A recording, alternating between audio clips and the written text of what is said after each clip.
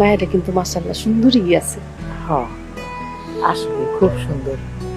মুখটা কেমন মায়া মায়া, তাই না? আপা, আমার মেয়ে মাশাল্লাহ রূপেও যেমন গুণেও তেমন। আমার মেয়ে তো আমার কথা ছাড়া বাড়ির বাইরে এক পাও দেয় না। আমাকে তো খুব পছন্দ হয়েছে। এখন আসিফ, তুই কি কস? আমি আর কি বলবো, আপনারা মুরব্বীরা আছেন, দেখেন আপনারা যেটা ভালো মনে করেন।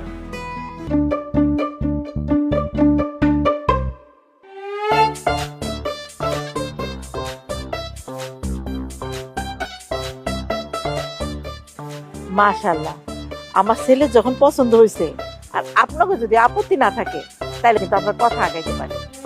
না, আমার ঘর আপত্তির কি আছে?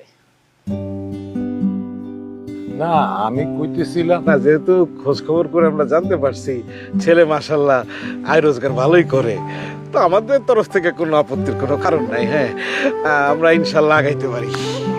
আমি তাইলে ওরে ভিতরে নিয়ে যাই। হ, ভিতরে নিয়ে আসো। তাহলে চল।